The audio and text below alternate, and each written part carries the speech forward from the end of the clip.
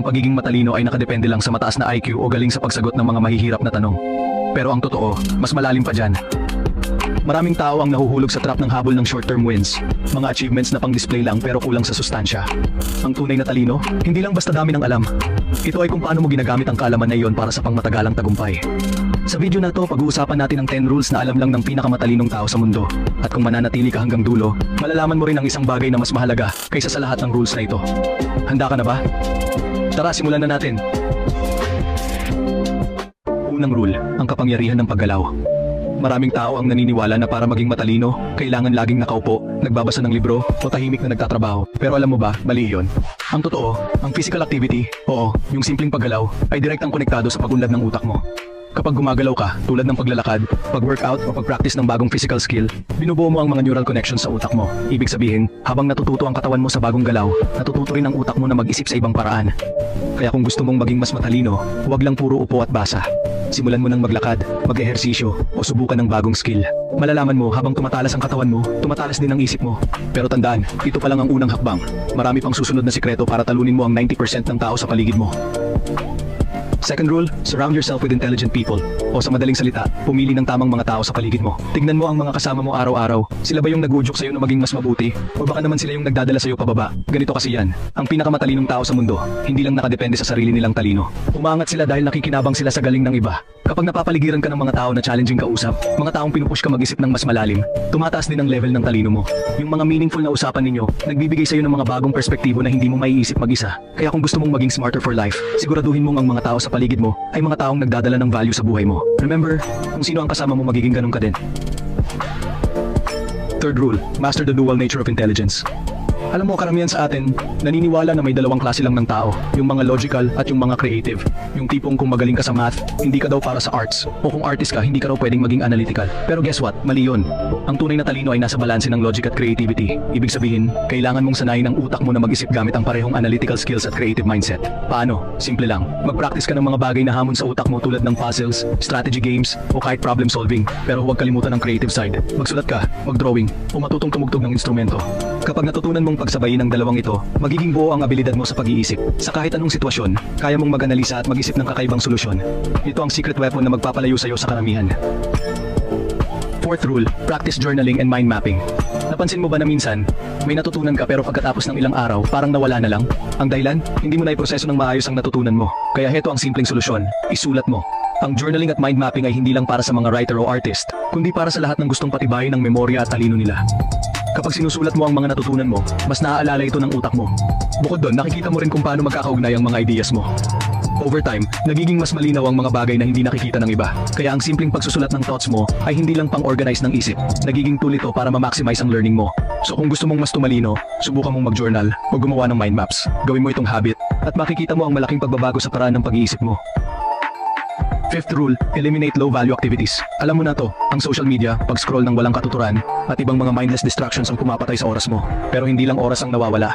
Ang hindi mo napapansin, pati ang potential mo, unti-unting nawawala. Ganito, kapag lagi mong ginugugol ang oras mo sa walang kwentang bagay, nasasayang yung pagkakataon mong matuto at mag-improve. Kaya sa susunod na mahuli mo ang sarili mong nakascroll ng wala sa oras, itigil mo agad. Sixth rule, control your emotional energy. Kung gusto mong manatiling sharp at matalino, dapat marunong kang mag-control ng emosyon mo. Maraming tao ang mabilis magpadala sa stress, galit, o kaba. Ang problema, kapag hinayaan mong kontrolin ka ng emosyon mo, mawawala ang focus at clarity mo. Pero ang pinakamatalinong tao, pinag-aaralan nilang obserbahan ang nararamdaman nila nang hindi agad nagpapadala. Paano mo gagawin to? Simple. Mag-practice ka ng mindfulness at meditation. Kahit ilang minuto lang araw-araw, matutulungan ka nitong maging kalmado kahit nasa ilalim ka ng pressure. Kapag kalmado ka, mas malinaw kang mag-isip at mas mabilis kang makakagawa ng tamang desisyon. Ang disiplina sa paghawak ng emosyon mo ang magpapalayo sa'yo sa karamihan. Tandaan, ang utak na kalmado ang utak na panalo. Seventh rule, master reflective and empathetic listening. Alam mo, karamihan ng tao hindi talaga nakikinig. Ang ginagawa nila, naghihintay lang ng pagkakataon na sila naman ang magsalita. Pero ang pinakamatalinong tao, sila ang tahimik na nakikinig ng malalim. Pinapansin nila ang bawat detalye, hindi lang ang sinasabi ng tao, kundi pati ang tono at damdamin sa likod ng salita. Dito sila nakakahanap ng insights na hindi nakikita ng iba. Paano mo ito magagawa? Simple, maging present sa bawat pag-uusap. Tumutok sa sinasabi ng kausap mo, magtanong para linawin ang sinabi nila, at mag-reflect bago ka sumagot. Kapag natutunan mo to, hindi lang dadami ang nalalaman mo, kundi makikilala ka rin bilang isang taong insightful at mapagkakatiwalaan. Kaya sa susunod na may kausap ka, subukan mong makinig ng may empathy at tunay na interes. Promise, magugulat ka sa dami ng matututunan mo. 8th rule, learn multiple skills.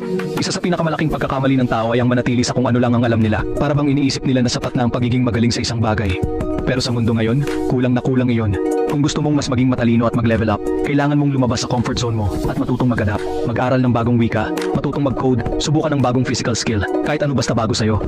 Bakit ito mahalaga? Kapag natututo ka ng iba't ibang bagay, binibigyan mo ang utak mo ng hamon na magbago at mag-adjust. Ang resulta, mas agile ang utak mo, mas creative ka, at mas mabilis kang mag-isip sa kahit anong sitwasyon. Huwag kang matakot magkamali sa simula, kasama yan sa proseso.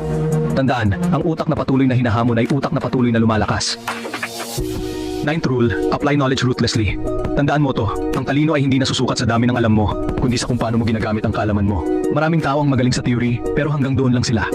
Ang pinakamatalinong tao, alam nila kung paano gawing aksyon ang natutunan nila. Kaya kung may bagong kaalaman ka, gamitin mo agad. Halimbawa, natutunan mo kung paano magnegosasyon, subukan mo ito sa trabaho o sa personal na buhay mo. O kaya naman, may bagong habit na gusto mong i-develop, simulan mo kaagad. Walang silbi ang kaalaman kung hindi ito ginagamit. Kaya kung gusto mong talunin ang karamihan, gawing habit ang pag-apply ng lahat ng natututunan mo. Dahil sa bandang huli, action beats knowledge every time. Finally, 10th rule, develop a strategic mindset. Ito ang pinaka-importante sa lahat.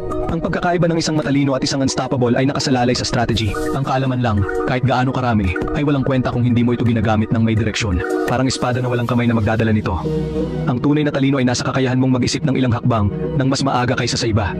Bawat galaw mo, dapat may purpose. Bawat desisyon, dapat may layunin. Tanungin mo lagi ang sarili mo, ano ang end goal ko? Kapag malinaw ang plano mo at ang mga hakbang patungo dito, kahit anong sitwasyon, kaya mong lampasan. Sa strategy nagkakatalo ang talino. Tandaan, hindi lang tungkol sa dami ng alam, kundi sa husay mong gamitin ito ng may maayos na plano. Ngayon alam mo na ang sikreto, ang pagiging matalino ay hindi tungkol sa IQ o kung gaano karaming alam mo, kundi kung paano mo ginagamit ang kaalaman mo. Sa pamamagitan ng 10 rules na ito, maaari mong maabot ang level ng talino at strategy na hindi kayang abutin ng karamihan. Hindi madali ang proseso, pero tandaan mo, ang tagumpay ay para sa mga handang magtrabaho, mag-adjust, at mag-strategize. Sa mundong puno ng ingay at distractions, ikaw ang magiging kakaiba. Ang taong hindi lang matalino, kundi unstoppable. Kaya simulan mo na ngayon. Isa-isahin mo ang mga rules na ito, gawin mong habits, at panoorin ang sarili mong umangat. At kung sa tingin mo makakatulong ang video na ito sa iba, huwag kalimutang i-share.